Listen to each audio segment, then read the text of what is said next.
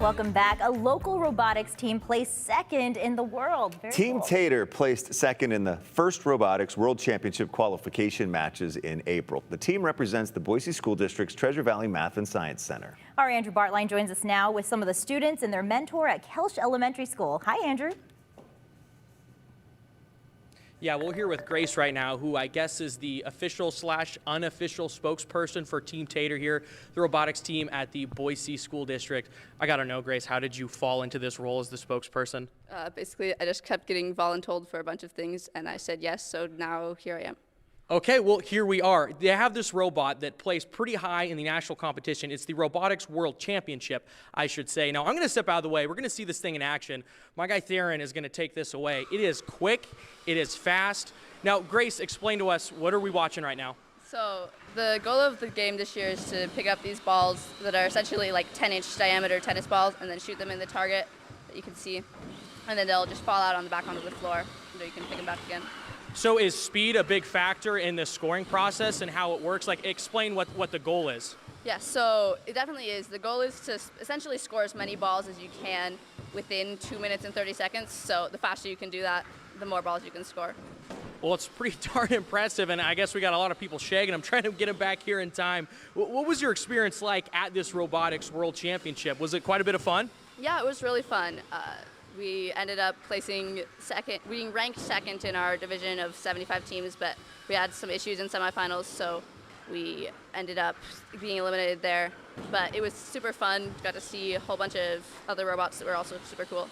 And I understand there's a lot of different people who make up this entire team, and it looks like we're almost running out of balls here, so we'll step back into frame for you. But you know, there's a lot of different parts that make this thing work quite literally in terms of the pieces. I bet it was pretty difficult to assemble this whole thing together and everybody in their individual roles. Yeah, there's a lot of working together that has to happen with that. We've got like 4 different sub-teams that they all work together to design and manufacture and assemble and then wire the robot and program the robot. And then we also have to look at other robots, see who we want on our team. So there's a lot of people involved and a lot of collaboration. How long did this take to assemble the whole thing together, the planning process? I imagine the whole breadth of it, it's got to be pretty widespread.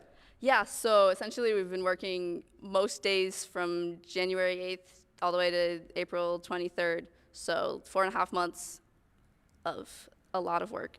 And what's going on forward from now? Are there competitions in the future? Is this same robot going to be competing more? Or I guess future competitions down the road? Do you have to start over and make a new robot? How does this whole thing work? Yeah, so the formal competition season is over. But we've got a bunch of off seasons that we're looking forward to going to, including one in Pocatello in September. We're probably going to build a whole nother robot just for learning experiences so that we can learn more going into next season. So we'll compete with a different robot at the off season. Is there anything else that you want people to know about Team Tator here at the Boise School District or the work you guys do in general? Something we didn't touch on that you'd like to share and get out?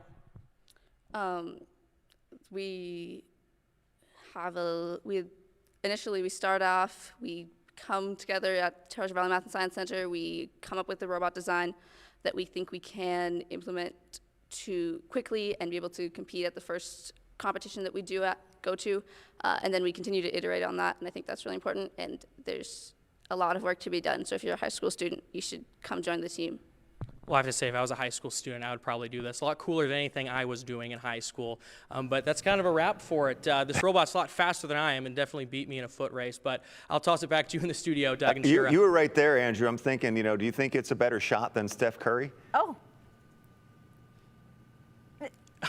I'm more of a Dame Lillard guy, but Dame's had an off season, so it could probably beat Dame. I bet Curry and Thompson probably have it edged out. Hey, and also just please tell her that if she doesn't grow up to be an engineer or a physicist or something, she could be a spokesperson for any company or organization that she wants to be. That was so cool. I really enjoyed that. Spokesperson. Yes. Thank you. Our anchor, Doug, wants you to know that you need to be a spokesperson if you're not an engineer. Okay. She says okay. Okay.